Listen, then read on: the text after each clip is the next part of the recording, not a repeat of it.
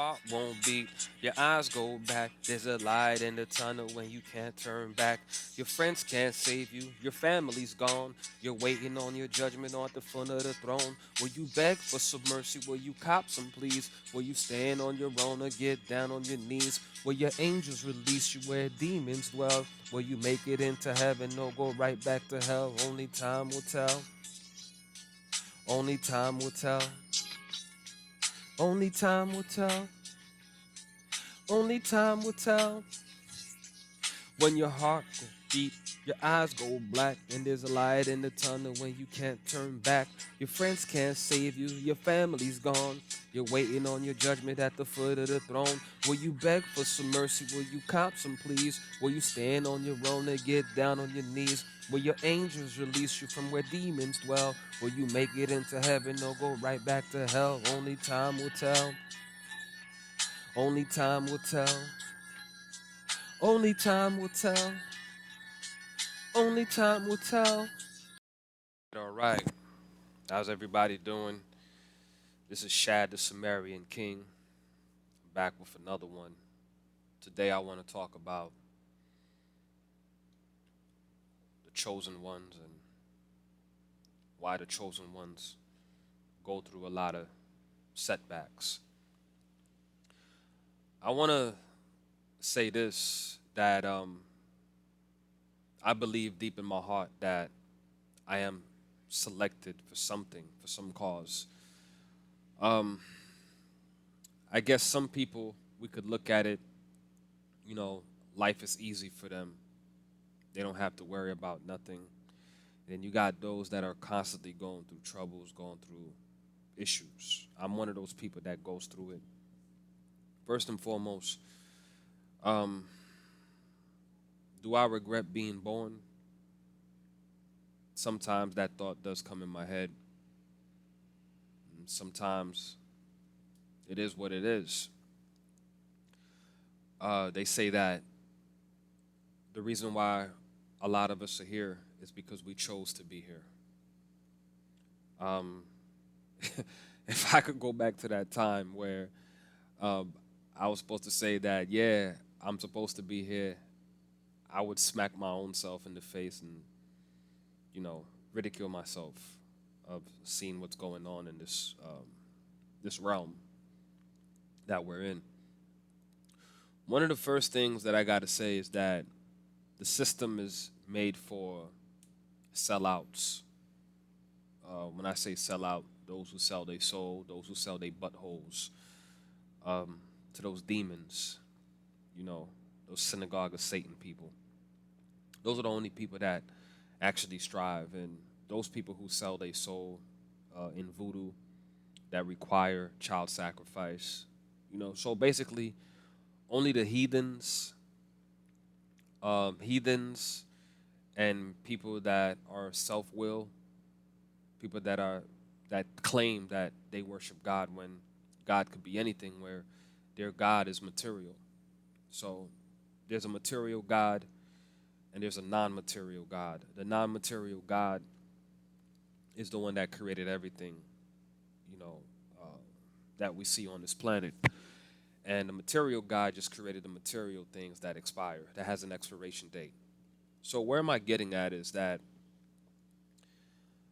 um my life,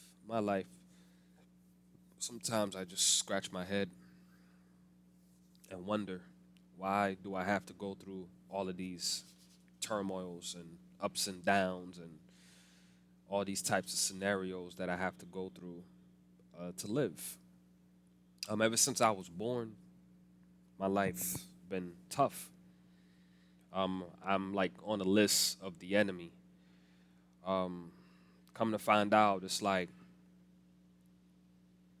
I can't be fake. I can't sell my soul. I can't sell my booty hole. I can't do these things.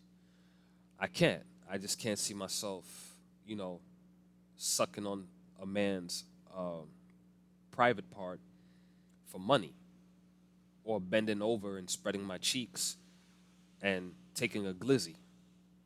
A lot of people do that. You know, artists, celebrities, politicians, masons. I mean, this is like the custom of this realm. And sometimes, you know, I lose continence. Sometimes I lose energy.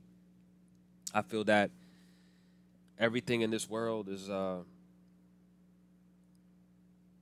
only meant for those people that are willing to, sacrifice themselves to the enemy. Me, I look at it like this: I don't got family. I don't have family. Um, and I guess that's just the way it is. It's kind of like Job.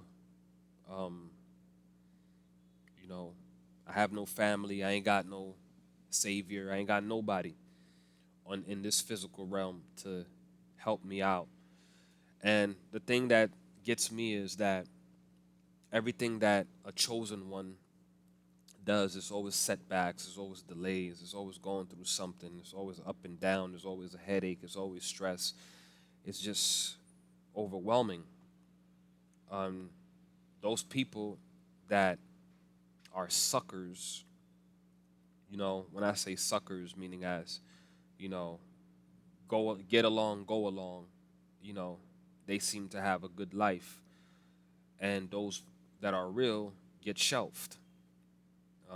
This is something that I see. It's a programming where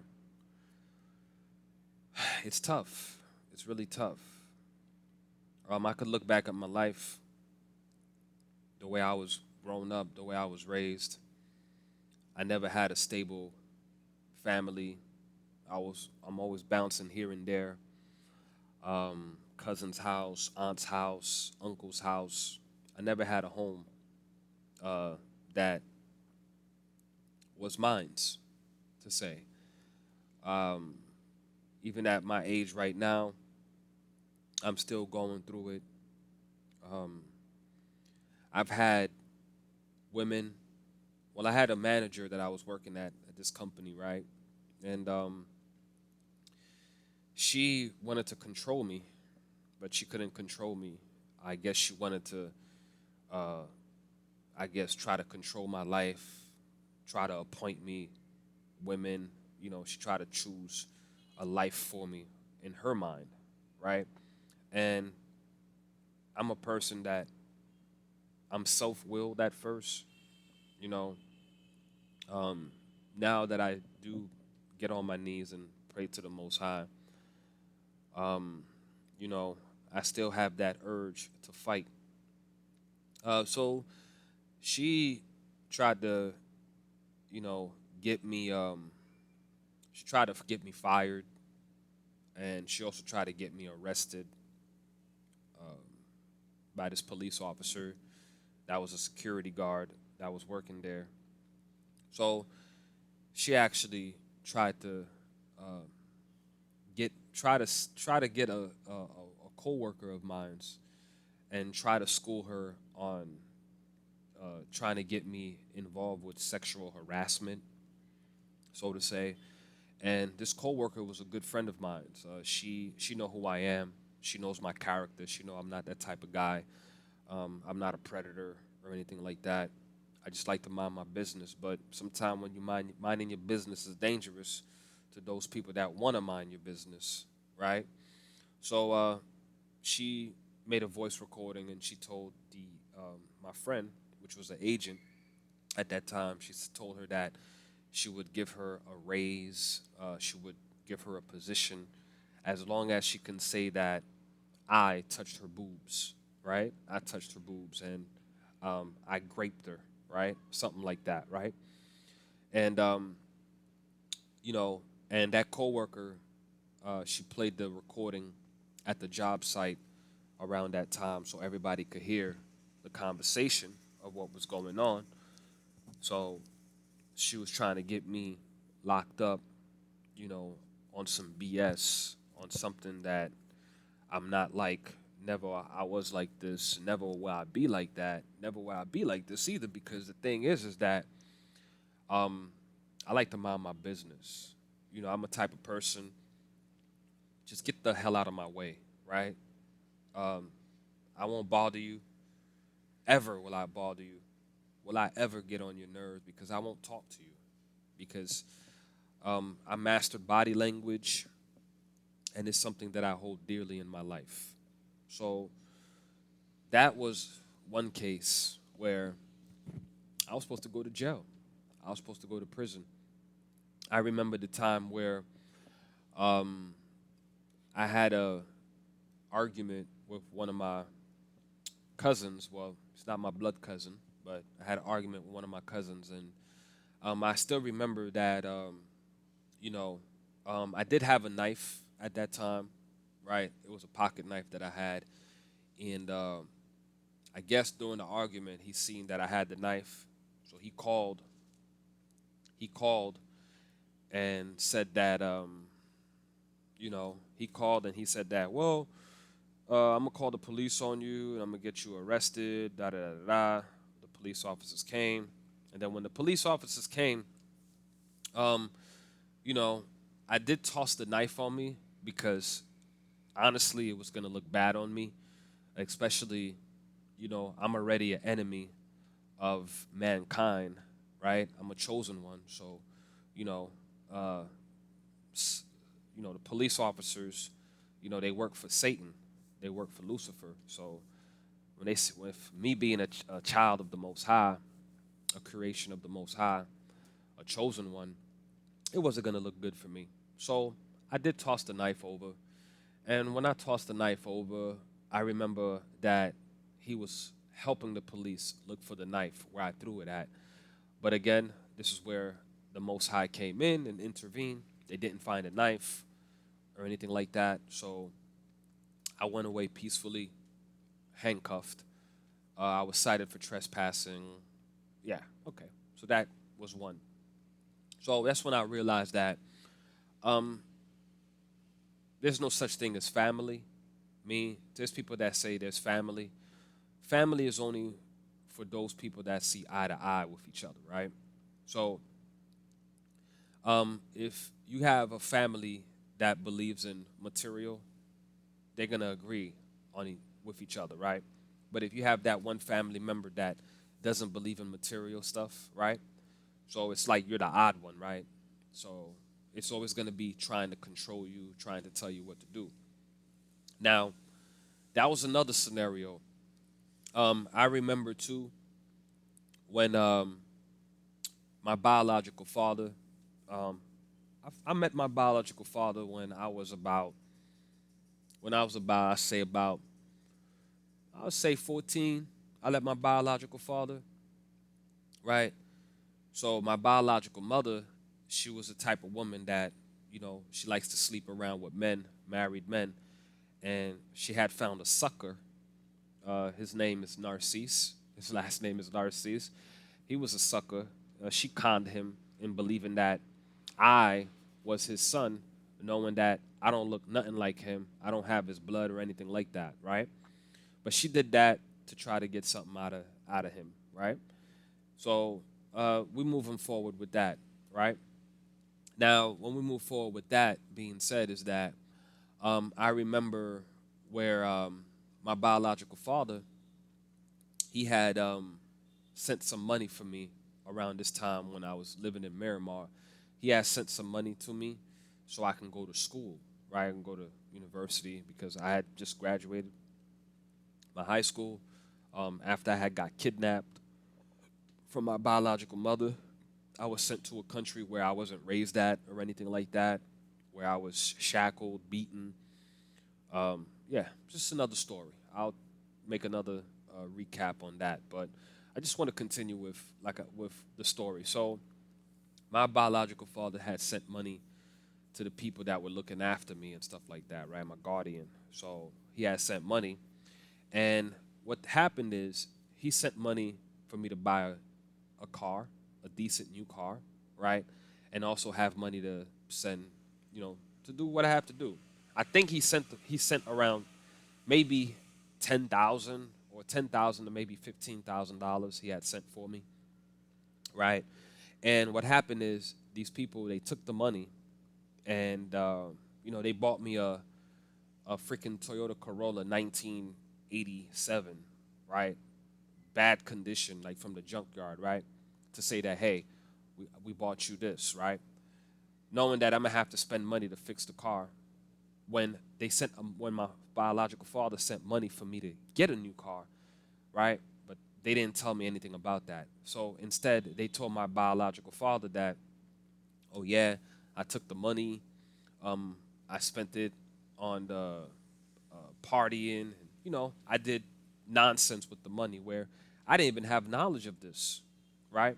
But again, you know, when you're the chosen one, you know, they could lie on you, and people that are like them, they're gonna believe them, right? They're never gonna want to hear your side of the story. As a matter of fact, your side of the story is never right.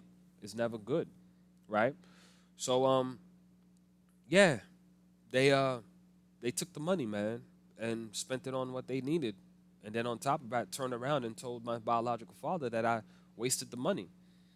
So now my biological father looking at me like, like I'm no good, where he don't even want to have time to even listen to my side of the story. But this is one of the dangers of being a chosen one, right? Nobody listens to you. Nobody wants to listen to you because everybody is of the opposite, right? They claim that they're worshiping God, like they worship images, but they say that, oh, they believe in God, right? It's a whole bunch of nonsense, right? These people are weird. You know what I mean? These societies brainwash, right? They listen to what they want to listen to, right? So that was another episode that I went through. I remember too that man, I used to cry. I used to cry. I used to cry. I used to cry. I used to cry so much that I stopped crying. That I can't cry no more, right? Because of the pain and the frustration that I've been going through. Like nothing good could go for me. I'm always going through some type of obstacle, going through always some type of setback. I'm always going through something. And it comes to the point where, all you want is for it to stop, right? Um, I mean, there was a time where when I was young, I tried to do the suicide route. Didn't have the balls to. I did get a little far, but just couldn't. I just couldn't do it. I don't know why, right? Maybe I didn't have it in me to kill myself, or you know, that thought of going to hell probably popped up in my head, right? So I remember times too where I didn't have no clothes, right? I ain't had no clothes. There was a time where I didn't have nothing to put on my feet. All I was wearing was just sandals, the same sandals. Um, Getting locked up here and there, on being framed.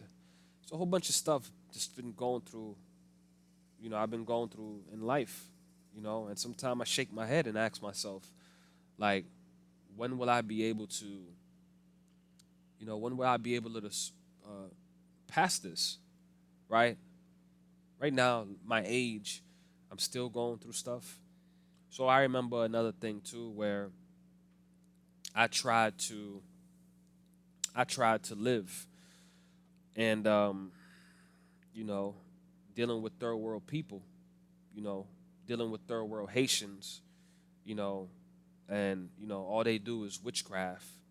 So I remember the time that I was living at an apartment, and they gave me some type of voodoo powder, right? It's a voodoo powder that they, most of the time, some evil person will come and put some powder, right? You won't see it, but it's like a sprinkle of powder in front of your door, right? Or wherever you normally go at, right? But you won't see it because you won't be aware of that. And once you step on it, it's over. You got your feet, wherever that. Maybe your hands, you touched it, or maybe your feet, maybe your legs, anything. So it just gets inflated, and it just bursts out with all kinds of like, whew, like things that you never seen before. Like I remember they did that to my both of my feet, right? They did that, and when they did that, you know, my my toes, man, was looking weird, right? And I was supposed to die, but for some reason, I'm here, right? For some reason, I'm here. And I had to. At that time, I wasn't believing in God like that, but I had to go to a witch doctor, and a witch doctor had to heal me because I couldn't take the pain anymore. I'll show you guys the pictures of what I'm talking about. But anybody that tries to help me in a way or whatever, it's like the enemy or I don't know, right? They say God made a deal with the devil, right? With Job.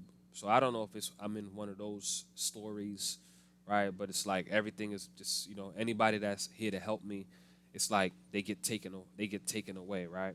So um, I said to myself like, well, the only way out of this is death or you know just becoming a bum in the street, right? Eating in the garbage or whatever like that, right? Or begging and stuff like that, right? That's probably the only way you could get out of this because, you know, what is dignity, right?